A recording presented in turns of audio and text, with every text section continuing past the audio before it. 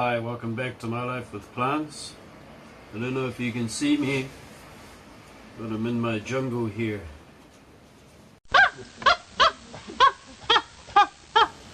Hi. Yep. Today we're going to do Calatheas. Let me move that over. You may wonder why I'm sitting on the floor.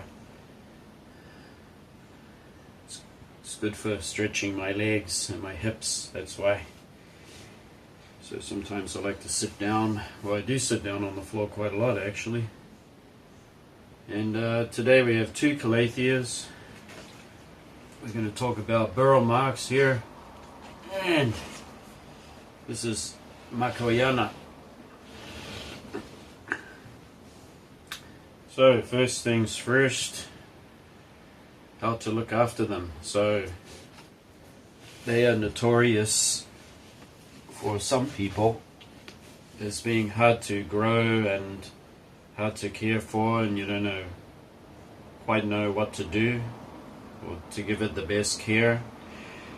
So this video is all about what I do with my plants to care for them. So we're going to start off with this big burrow marks. This is one of the easier ones to grow. You can see here that this is really absolutely covered in foliage. From the beginning of spring it started to grow new leaves, which kind of look like this here, kind of all curled up, and then they unfurl. And from the summertime you get an abundance of growth. However, during the winter time you will get leaves that look, I'll just give you an example. You can have leaves that look kind of like this with crispy edges. So I don't always bother cutting them all off unless it's totally, and this one, even I have a brown leaf here and it's in the middle of summer. So you will get that on and off from time to time. The reason why it gets that is three reasons. Watering, the water's not adequate. Overwatering, underwatering, and cold. So I don't have any heater or anything during the winter, so these get down to about 10 degrees inside the house. It doesn't kill them, but they just stop growing, and they get some brown tips on the leaves like I said, but they are still healthy plants. They just do that naturally, so it's just part of the growth cycle. Alright, so we're going to start off with the winter. So during the winter time, as I said, it's about 10 degrees. It's cold in that spare room. They are just off from a window. So there's a window that has, and it's a west facing window, so the sun will actually come through that window in the late evening for an hour or two. So it's mainly bright light that you get, and these are just set off from the window to the side, so they don't get, well, this one does get some direct sun right now in the late evening, but they don't require any. It's not necessary. They just need to be close to a bright window but not in front of it, and you get good growth like this. Being a plant that's native to South America and the jungles there, so they grow right down on the bottom. Oh, what am I saying? They go right down underneath all the canopy and everything, right down on the forest floor. And down there's a lack of light. If you've ever experienced going into a rainforest or a jungle, there's not a lot of light that reaches down there. And that's part of the reason why Calatheas have this dark purple on the back of the leaves, because it reflects more sunlight. So what they do is that they put their leaves, they tend to stretch their leaves up like that, and the light will actually reflect off here onto the other leaves and give them some sunlight too. So they're a very low light plant. And yep, so we talked about how cold it gets. It gets down to 10 degrees in winter there. During the summer in that room it can get up to temperatures of, well, I've recorded temperatures well over 30 degrees. At that time the plant can look a little bit sad. You can get brown tips again because over 30 degrees is actually too hot for it. But I try my best by keeping the windows open, and having an oscillating fan in there will do a really good job actually. Oscillating fan that's set on rhythm, kind of like the one in the background here. So it's not continuously blowing, but it just blows and then shuts off and blows again gently. Okay, so one of the most important things with these plants is watering them. And what I found is that I've used ordinary tap water. I found that I got a lot of brown tips on the leaves even during the growing season, and so now I use dechlorinizer. And dechlorinizer is a product that you buy for fish and you add it to the water.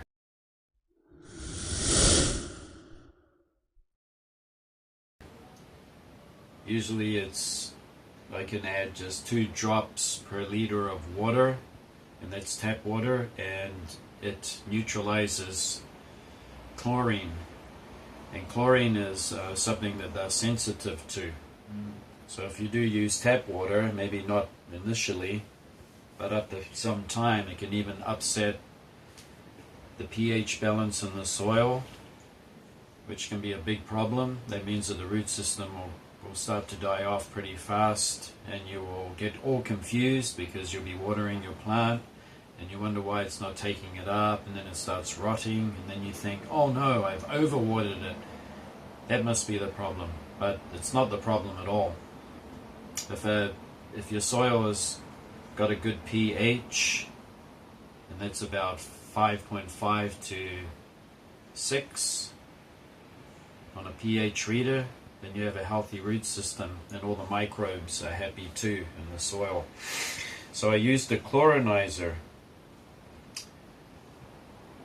It's in this bottle. This is the straight product that I bought, and I didn't pay a lot of money. I actually went to a Daiso shop, and that was $1 a bottle, so it's not the expensive product. And I put 2 drops in the water, and then you leave that for 24 hours, and then it neutralizes it. And the next thing I do is I add fertilizer. So this is just a ordinary liquid fertilizer, but I make sure that it has magnesium in it and calcium, because some fertilizers actually don't say that they have that in the recipe, and I want to make sure that it actually has magnesium and calcium in it. And I put a very little, even less than half, even less than a quarter. So it's a very mild application, because I do it every time I put this into my 2 liters of water, and it's just 2 little drops. So that's very mild application of liquid feed. And these plants, well, we're going to move this one over because we have a good look at it. We're going to look at Makoyana now. Well, I'm peeking over the top. So Makoyana has some big leaves that are growing on it, if you can see there. These are the newest leaves, and they are the size of my hand. And of course they can get even bigger than that. So there's much bigger plants of this, and you've probably seen them many times growing in greenhouses, or maybe your friend has one that's even bigger than this, like a monster of a thing. But to be able to get it to that size and have it healthy is the thing. So, watering frequency. So, during the summertime, they're pretty thirsty, so I water them from the top. I don't bottom water. And once the water's coming out the bottom, rushing out the bottom, I put it back in the tray. Like that. There might be a little bit left over. Half an inch of water, and then it'll drink that up. But I don't have it sitting in water. I try to drain out any excess that might be left there as a rule. And especially during the winter when I need to water it maybe twice a month, depending on how cold it is or how warm it gets in the house. And I won't leave any water standing there. I will tip it out. And I've been watering about 2 to 3 times a week now because the medium is drying out, the plant's drinking it up. If it is still moist while I come to water it a week later, I won't water it again. And that might be autumn or going into the winter or springtime. So I don't overwater it. I only water it when I pick my pot up and it actually feels light. So you get to learn the weight of your plant. You feel that it's really light, it needs to water when you feel it's kind of heavy. Especially Beryl Marks here. Beryl Marks is quite heavy today because I gave it a water. And yes, so after I've been watering for at least 4 or 5 times, or about every month, I will quit the fertilizer and then I move on to dolomite lime. And I put half a teaspoon in the squirty bottle here, just with ordinary tap water. And then I shake it up and I squirt this into the 2-liter bottle along with the dechlorinizer. I can squirt this in until I've more or less given about a quarter of this bottle. And then I will water with that. Now, why do I use dolomite lime? Well, dolomite lime is a great mineral that can bring your pH back to normal. So when you're using fertilizer, your pH should be getting more acidic and more and more and more. And then you will see a buildup of white crystal, or you will see like a powdery white mineral building up on top of the soil. That's actually dangerous, and maybe you've been fertilizing for far too long. So the dolomite lime is a neutralizer. Not only that, the plant requires it, like magnesium, to help it strengthen its leaves and its cells in the tissue. So it's a great and useful mineral that plants need, and these Calatheas have been responding well to the watering I've been doing. And we'll let you have a closer look now.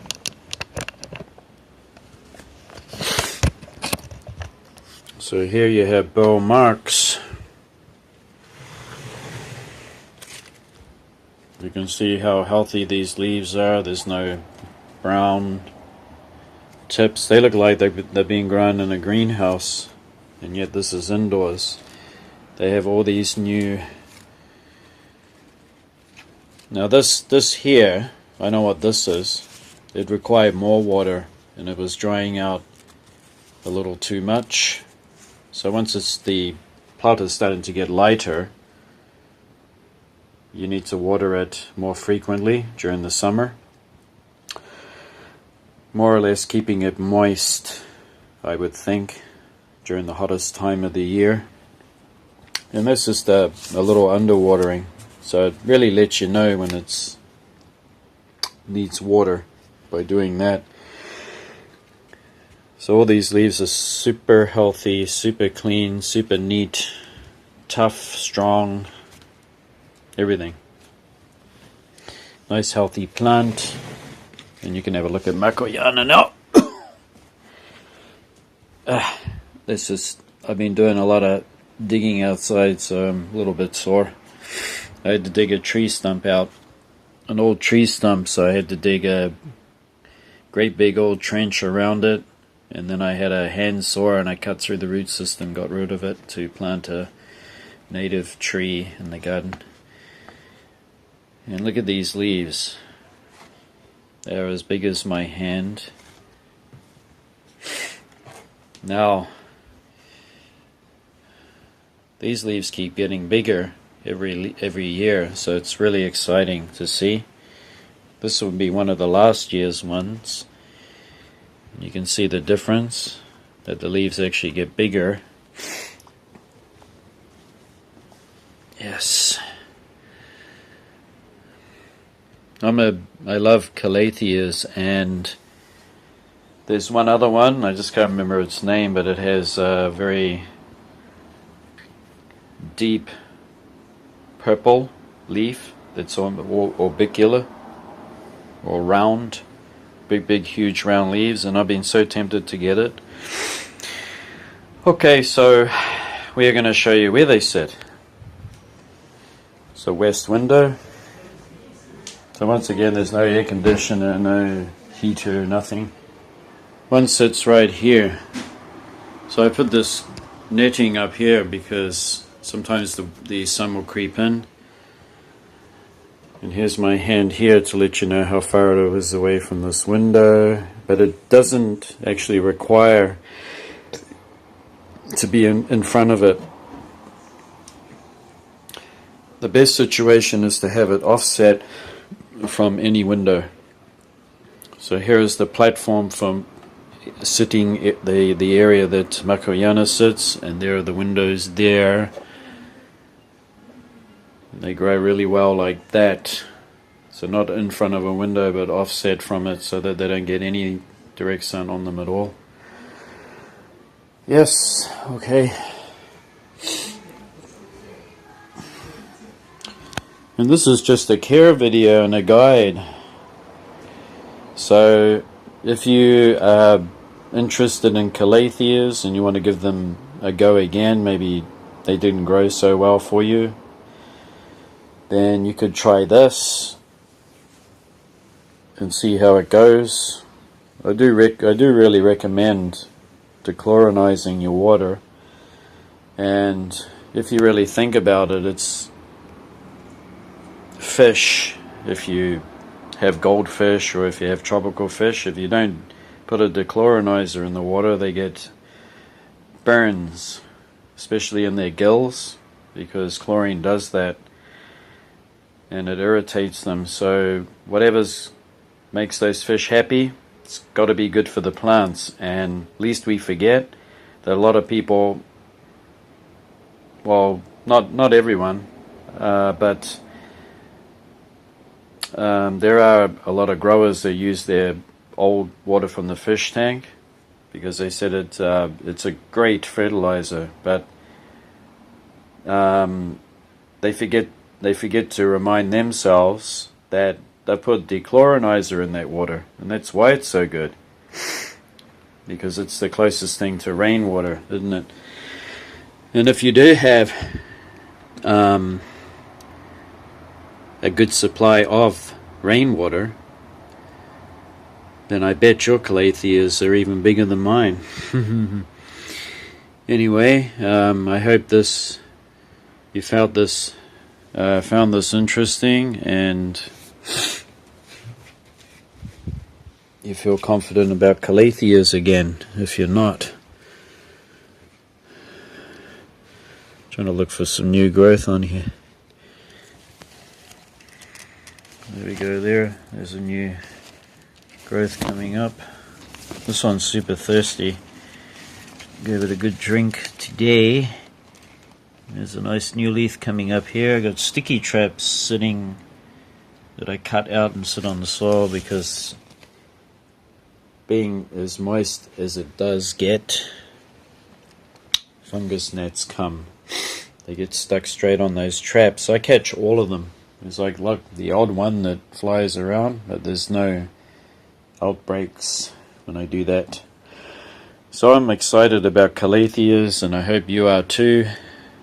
And I think this is just what I feel is when I go to a garden center, I'm drawn to Calatheas straight away.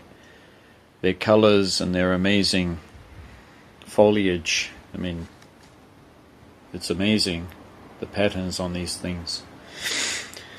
They always draw my attention and they get me excited. And not only that, being part of the prayer plant family, they're really intriguing for the way that they move. So, you know, when nighttime comes, this looks even more magnificent, I think, because all the leaves are actually, they stand straight up like this. And you can see underneath the leaves, it looks even more tidy, more magnificent during the evening. During the daytime, it's dropped its leaves down really low to catch that light or lack of light, because it grows on the right down on the bottom, the forest floor in the jungle. Yes, and I'm pretty sure I'm going to get that purple one, and I might get yelled at for doing that. But I do look after my plants, and I love plants, and I just can't help it. This is what I love, and I spend all my time doing this. This is part of something that just, I mean, to me, plants, I just gotta say that nothing amazes me more than plants, and even nature, insects too. They're just amazing. Amazing how they grow, how they live, how they move, how they change. They have flowers. You know, they're just incredible, aren't they? Anyway, thanks for watching, and we'll see you again next time. Bye bye. Well, the Calatheas are back where they sit. This one sits just off from the window. This one sits between two windows in a west facing area. Today's temperature indoors here is 30 degrees, no air conditioner. I'm kind of used to the heat because I've been living in Japan for over 20 years. This is nothing compared to what it does get to.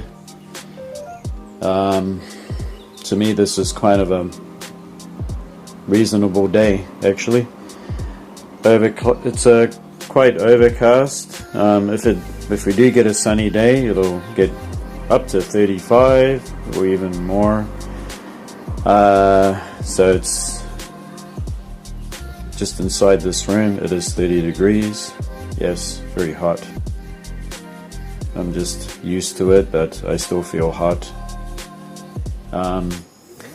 And the humidity is 60%. Don't get so hung up on humidity. Always remember that plants design their foliage and leaves to get rid of excess moisture. So to be in an area where they're not getting rain all over their leaves continuously is kind of a favor for them. But they do have a lot of mechanisms and techniques to repel the water off their leaves. This is why this has this silky, waxy layer over the top, and some have microscopic hairs, and others have a cuticle that's extra waxy that gets rid of excess water, just like burl marks here. It's very waxy, the water just runs straight off it. So humidity is not a big deal. Just remember the watering. The watering is the most important thing. don't burn those roots with your ordinary tap water that's got chlorine in it, because as I said before, everything will be going well and the plant will be growing. All of a sudden you'll start to get rot. The soil will be wet even though you watered it 1 week ago, and then you blame it on your watering schedule. It's all to do with the chlorine. And don't forget to use some dolomite lime, as I did in the squirty bottle. After every second month, you just stop fertilizing and you put that in half a teaspoon in a squirty bottle with water, and you squirt it into your 2-liter bottle of water along with a dechlorinizer, and that really helps to keep the soil nice and healthy, because let's face it, anything that's growing in a pot doesn't have access to minerals and everything that it needs. We need to provide them, but in Mother Nature, roots are able to grow everywhere and anywhere they need to get what they need. Anyway, I hope that this is a good video for you and you do try it out. Let me know how it goes for you. If you do have any problems along the way, let me know. I'm interested to learn more. But this is the result of me growing my plants for the past 2 years or more, watering like I have been doing, and I have these results. And the plants are only getting bigger and bigger all the time. Anyway,